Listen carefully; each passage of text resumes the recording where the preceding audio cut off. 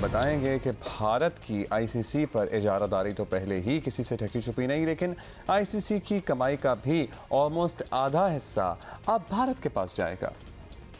आपको पता है बिग थ्री का तस्वुर जो है वो आपको पता है माजी का हिस्सा बन गया है और अब सिर्फ बिग वन होगा और इसके लिए इंटरनेशनल क्रिकेट का नया फाइनेंशियल मॉडल भी तैयार किया गया है, जिसमें आईसीसी की सालाना कमाई जो कि $600 मिलियन में से 38.5% जो हिस्सा है वो इंडिया को देने की तजवीज़ पेश की गई है। इंग्लैंड को $41 मिलियन, ऑस्ट्रेलिया को $37.53 मिलियन और पाकिस्तान को $34.51 मिलियन देने की बात की जा रही है। मीडिया रिपोर्ट कर रहा है कि New Zealand, south Africa, West Indies, Sri Lanka, Bangladesh को सालाना आमदनी से 5% भी नहीं मिलेगा।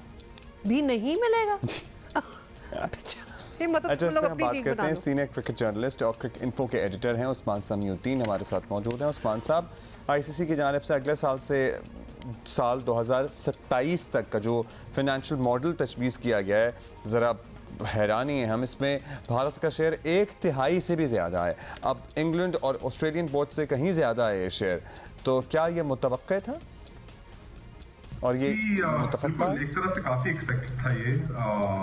पहली बात तो ये है कि इस बार ये जो राइट साइकिल है 2023 से 2027 तक, उसमें कई ज्यादा पैसा आईसीसी को मिलेगा अपने इवेंट्स के लिए। इवेंट्स भी उनके ज्यादा हैं, मगर उन्हें कोई तकरीबन अगर आप कैलकुलेट करें बेसिस पे पिछले साइकिल की, तो उन्हें 3 गुना ज्यादा पैसे मिल रहा है आईसीसी को उनके इवेंट्स के लिए। तो एक तो ये थी बात कि ज्यादा पैसे मिलेंगे तो बीसीसीआई ऑब्वियसली ज्यादा बड़ा शेयर मांगेगा।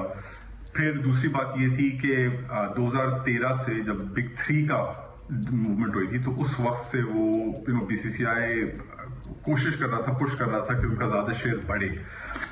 एक बार उन्होंने 2013-14 में जो बिग थ्री का अप्रूव हो गया था उससे हुआ, लेकिन फिर शशांक मनोहर जो आए थे आईसीसी के चेयरमैन, उन्होंने काफी पुशबैक करा और वो उनका हिस्सा हालांकि और सब बोर्ड से बड़ा था लेकिन फिर भी कम करा काफी। आई थिंक पिछली साइकिल में बीसीसीआई का शेयर 22% या इस हद तक कुछ था, तो मगर उस पर भी वो लोग खुश नहीं थे और वो चाह रहे थे कि शेयर बढ़े। तो उस तरह से ये एक्सपेक्टेड था। और सबसे जो बड़ी आई थिंक जो रीजन है कि ये एक्सपेक्टेड था, ये है कि इस बार आईसीसी ने भी अपने जो जिस तरह से राइट्स बेची हैं वो अलग बेची हैं, अलग तरीके से बेची हैं। तो उन्होंने टीवी के लिए अलग से बेची है, डिजिटल के लिए अलग से बेची है और मार्केट बाय मार्केट गए हैं। तो इंडिया में उन्होंने अलग राइट्स बेची हैं, यूके में, ऑस्ट्रेलिया में, यूएसए में अलग तरीके से उन्होंने बेची हैं अपनी राइट्स, और फिर एशिया विदाउट इंडिया वो अलग से बेचेंगे, अफ्रीका में अलग से बेची हैं। तो वो ब्रेकअप करके अपनी राइट्स को,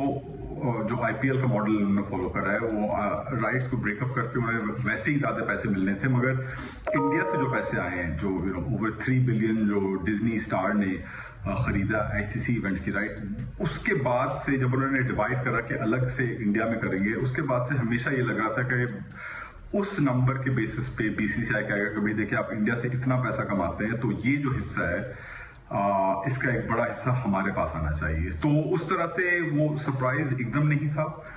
और इंग्लैंड और ऑस्ट्रेलिया को भी जो ज्यादा पैसे मिल रहे हैं वो भी सरप्राइज नहीं है, इसलिए एक तरह से वो हैं, बड़ी इकोनॉमीज हैं क्रिकेट की।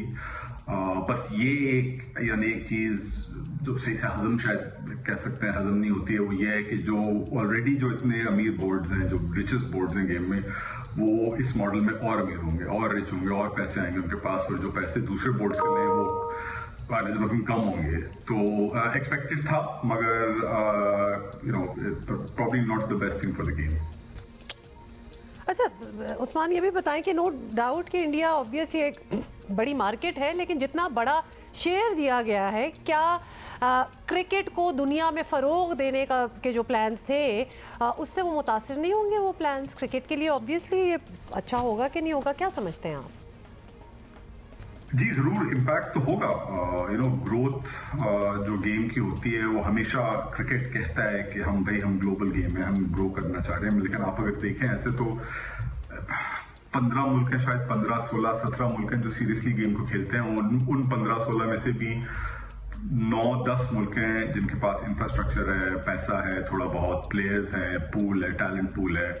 जो एक कंपेरेटिव क्रिकेट खेल सकें, जो आप कह सकें कि वर्ल्ड कप्स के लेटर स्टेजेस में पहुंच सकें, बहुत ही कम टीम है।